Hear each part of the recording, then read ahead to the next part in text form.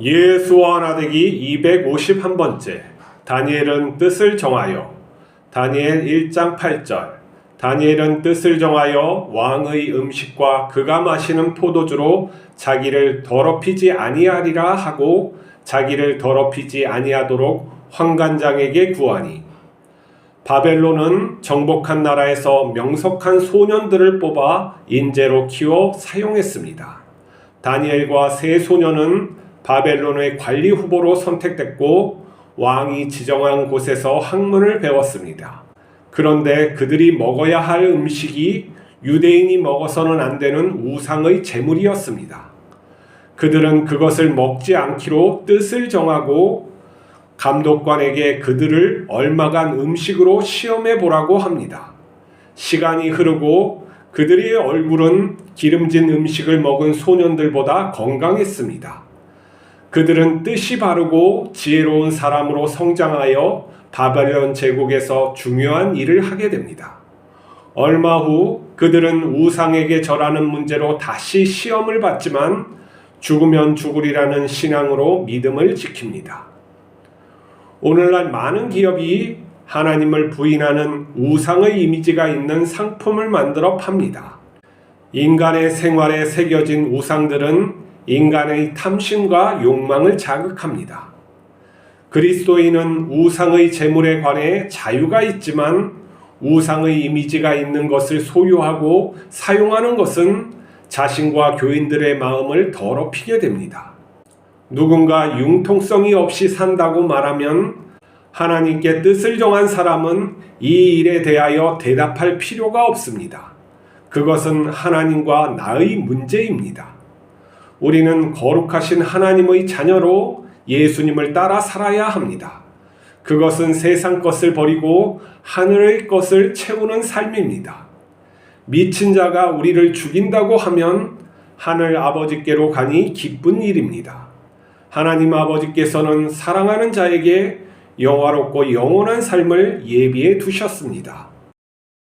바벨론은 이스라엘 민족의 우수한 사람들, 특히 이런 지도자급에 있는 사람들을 포로로 데려와서 동화 정책으로 그들의 바벨론 제국에 있는 수도에서 살게 했습니다. 그리고 그들 중에서 특출난 사람들을 뽑아가지고 어린이들이겠죠. 어린이들, 청소년들을 뽑아가지고 관료로 사용했어요. 다니엘과 세 친구들이 여기 다니엘서에서 나오는데 그들은 왕의 음식을 또 먹지 않기로 얘기를 했어요. 그러니까 뜻을 정했다고 하죠. 여기에서 왜 그들이 음식을 갖다가 먹지 않기로 했냐면은 옛날 고대 사회에서는 이 모든 음식들이 어떻게 되냐면은 그 신전에 일단 바쳐지게 돼 있어요. 신전에서 제사를 지내고 특히 이런 어떤 고기, 황소 종류, 뭐 이런 양 같은 것들은 다 이렇게 바쳐진 다음에 유통이 되는, 그리고 그 신전 자체가 저장 창고 역할을 했단 말이죠. 물론 개인이 소유하고 있는 것도 있지만 그게 은행과 같은 곳이에요. 다 유통이 그쪽에서부터 이루어지고 그들의 신께 바친다 해가지고 다 제사를 하고 그래서 유통되었고, 바울의 시대, 그러니까 예수님 당시 그 시대에서도 이런 우상에게 제물을 바친 다음에 시장에 유통되는 그러한 일들이 있어요. 왜냐하면 그 신들이 이 생명을 갖다가 만들었다고 믿었기 때문에 그러한 먼저 제사를 지내고 그런 것이죠. 근데 이것은 또 무엇을 뜻하냐면은 이 종교라는 것은 그 당시에 정치와 밀접한 관계가 있어요. 마치 중세 때 기독교가 그 유럽을 지배했던 것처럼 그 당시 종교는 왕하고 완전히 이렇게 결합되어 있어요. 그래서 왕이 뜻하는 것을 또 이행하기도 하고 종교를 통해서 사람을 지배하기도 한 거죠. 그래서 이 모든 것이 이런 정치 권력과 같이 이 종교가 혼합되어서 있었기 때문에 그냥 그 고기를 먹는다 이 단순한 그런 문제가 아니라 그 왕에게 복종한다는 의미도 있고 그 신에게 복종한다는 의미도 같이 있는 거예요. 그러니까 우리의 지금의 사고방식으로는 이해할 수가 없는 거예요. 그러니까 우리는 이렇게 분화시켜서 이거는 다르고 저거는 다르다, 이거는 자유하고 이건 아니다, 이렇게 상업적으로 딱 나누어서 했지만은 그 당시에는 그렇지 않다는 것이죠. 지금 예를 보면 이런 것하고 할 수가 있겠어요. 중동에 보면 정치하고 종교가 하나로 되어서 그들이 이렇게 생활 간습부터 해서 법률까지 다 통일되어서 조금이라도 잘못하면은 다 이렇게 처벌받는 거 있잖아요. 그러한 것처럼 옛날 중동의 옛날에 그 바벨론, 지금도 뭐 중동이죠. 그 시대에도 동일하게 종교가 이렇게 지배를 한 것이죠. 그래서 다니엘과 세 친구들은 뜻을 정하여 그 음식, 그러니까 다른 신에게 경배하지 않겠다, 다른 신에게 또 이제 뭐 이렇게 의존하지 않겠다 하는 것이 마음에 강했던 것 같아요. 포로로 살고 있으면서도 그러한 것들을 지키려고 했다는 게 대단하죠. 그래서 환관장, 거기 감독관이겠죠. 학생들을 이제 학교라고 대학교나 마찬가지죠. 거기서 가르치는 그런 어떤 교수나 어떤 책임자한테 자기들을 시험해서 음식을 이렇게 채소만 먹게 하고 이런 고기 같은 것은 먹지 않도록 한번 해보라고. 그래서 만약에 우리가 시험에 통과하지 않으면은 당신의 처분에 맡기겠다고 이렇게 해서 했는데, 놀랍게도 그들의 이런 얼굴이나 이런 것들이 윤택하고 더 건강한 그런 모습이었다고 하는 거죠.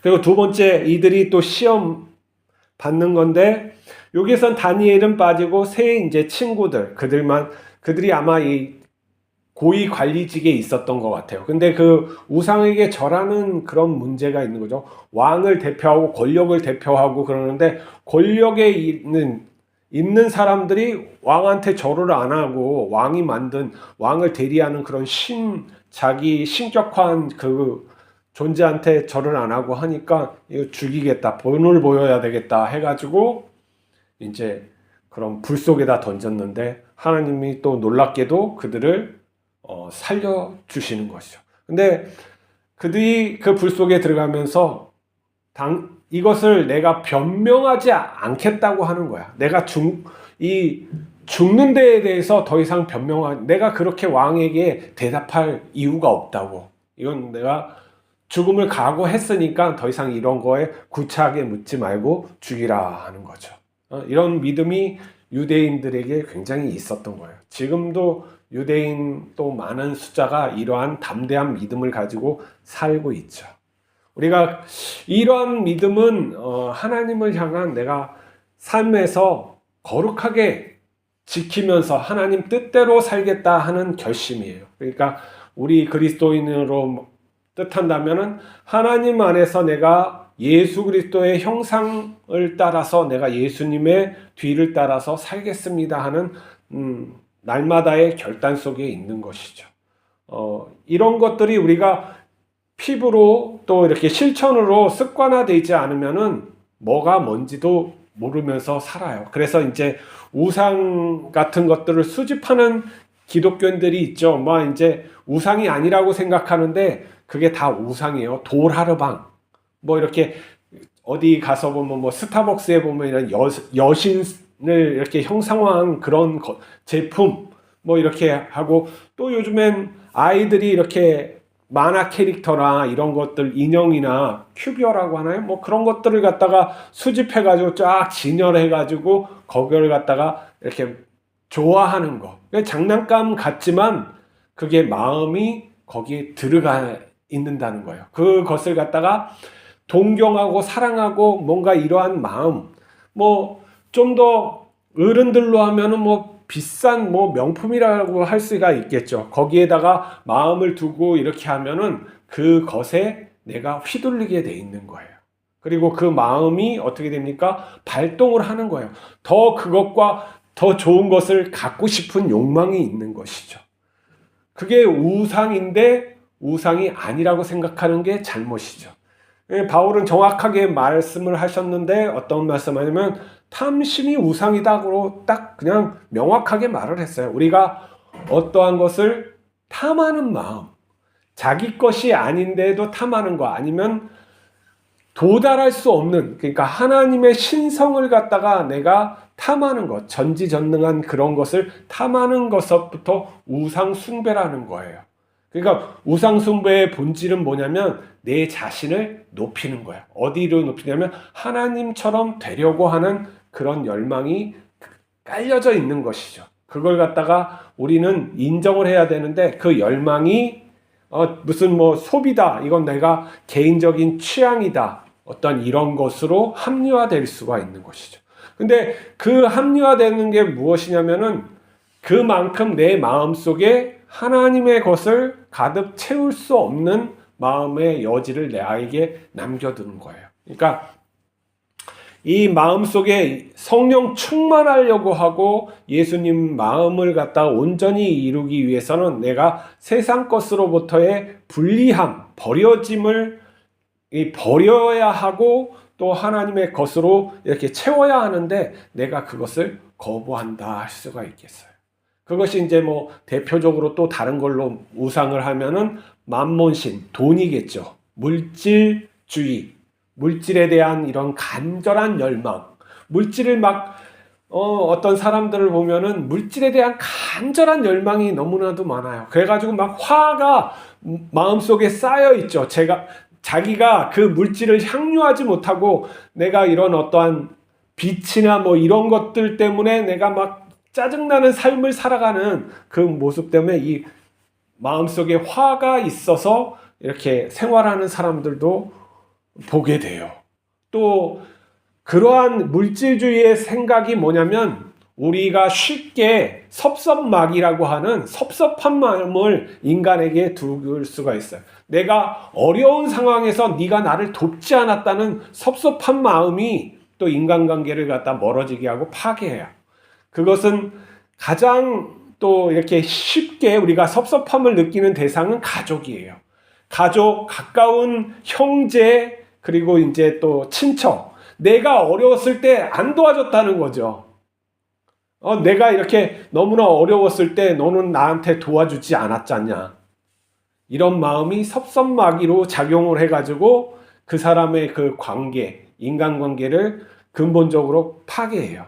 그럼 다른 말로 하면 그게 나이가 어려서 철없을 때는 그런 것이 좀 이해가 되고 그러는데, 나이가 들면은 모든 책임을 자기한테 돌리는 게 그 개선할 수 있는 여지가 쉬워지는 것이지, 남한테 책임을 돌려가지고 어떻게 내가 개선이 되겠어요? 남을 바꿔야 되는데 이건 안 되는 거예요. 내 마음을, 나에게 책임을 돌려서 내 마음을 바꾸는 것이 현명한데, 그것을 사람들이 하지 않으려고 하죠. 누구의 핑계, 아유 나는 이렇게 자랐으니까, 저 사람이 나를 돕지 않았으니까. 이건 착한 문제가 아니고 현명하고 미련한 그 관계이기도 해요. 우리가 착하게 살려고 노력할 필요는 없어요. 하나님의 거룩함을 따르려고, 예수 그리스도를 따르려고 하는 게 당연히 그게 진리이기 때문에 나타나는 거고, 그건 착한 것이 아니라 진리를 그냥 따라가는 삶이에요.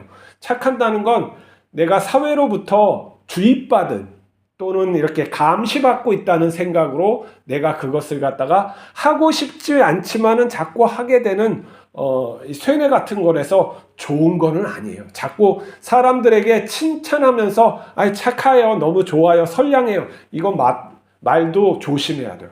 예수님께서는 그렇게 안 하잖아요. 이 세상에 선한 것이 어딨냐, 아버지만이 선하시다라고 이렇게 해서 딱 잘라버리잖아요. 자신한테 칭찬하는 것을 완전히 잘라버리는 거예요. 옳지 않으니까, 저 말이 나를 위하는 게 아니고 나를 넘어뜨리게 할 수 있으니까 아예 근본적으로 하나님만이 선하다, 우리는 선하지 않다라는 것을 염두에 두고 딱 잘라버리고 자기의 칭찬과 이런 것들을 갖다 경계하시는 것이죠.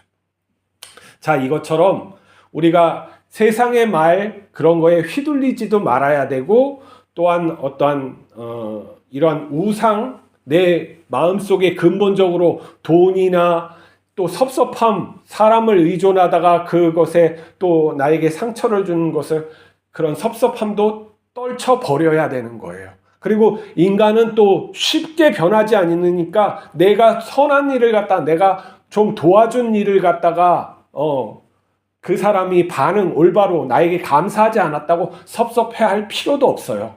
그냥 내가 준 걸로 만족을 하는 거고 또 그렇게 해서 대우받지 못하면 그러한 거구나 하고 떨쳐버려야지 내 마음에 평강이 유지된다는 것이죠. 우리가 모든 것을 주님 앞에서 올바로 해야 되는 거예요. 그래서 내 중심이 하나님 안에서 올바로 세워질 때만이 내가 평안이 유지되는 거예요. 그것이 어떻게 옵니까? 권력을 네가 이 다니엘과 세 친구들 하면 너 권력을 가지고 세상에 성공할 수 있어. 이 길을 가면은 너 공부 이렇게 해가지고 이렇게 하면 너 성공할 수 있는 거야. 근데 그것이 하나님을 예배하는 것을 방해한다. 아니요, 이거는 잘못된 거가요 해서 이 올바른 길을 갔다는 거예요. 이 소년들이 그렇게 결단했다는 게 놀라운 일이에요. 그리고 또 이 자기 권력을 갖다가 그러니까 어렵게 얻은 부와 명예 이 권력을 갖다가 또 하나님과의 이런 부딪히는 일이 있을 때 내가 그것을 버리고 하나님을 택한다는 거, 죽음을 택한다는 거, 이건 놀라운 일이죠. 이게 다니엘서가 말하는 우리가 올바로 선택, 하나님 중심으로 살아야 된다는 것을 명확히 가르쳐 주는 거예요. 그랬을 때 포로로 잡혀간 그 제국에서도 살아남을 뿐만 아니라 총리를 갖다가 이 다니엘은 왕이 바뀔 때마다 하는 놀라운 일이 있어요. 그가 비록 그렇게 되었지만은 그 민족이 비록 그렇게 되었지만 그 안에서 하나님을 온전히 믿는 사람들은 다 살아남고 비록 거기에서 죽을지라도 하나님께서 어떻게 해요? 하늘의 별과 같이 빛나리라 이렇게 말씀하고 정리하는 게 다니엘서란 말이에요. 그러면 우리는 우리의 중심, 선택을 항상 하나님께 둬야 돼요. 그리고 잘못된 제품, 잘못된 그러한 서비스, 그 우상의 그런 것이라고 생각하면 그걸 끊어야 돼요. 내 마음속에 우상이 있어서는 하나님의 그 은혜가 온전히 임하지 않기 때문이죠. 오늘도 우리가 이 다니엘서의 그 의미를 깊이 생각하면서 또 분별하고 성결하게 살아가는 하루가 되길 원합니다. 기도하시겠습니다. 거룩하신 하나님 아버지, 우리에게 다니엘서를 주심은 분별하여 살라고 하시는 줄 아옵니다. 우리가 세상의 부, 권력, 죽음 모든 것이 다가올지라도 예수 그리스도 안에서 예수 그리스도를 따르며 예수 그리스도와 함께 십자가에서 죽을 수 있게 하여 주시옵소서. 하나님 우리를 강권적으로 붙들어 주셔서 이 세상을 잘 통과하게 하여 주시옵소서. 불의 길을 잘 통과하여 하늘나라 영원한 삶에 들어가게 하여 주시옵소서. 우리 주 예수 그리스도 이름으로 기도하옵나이다. 아멘.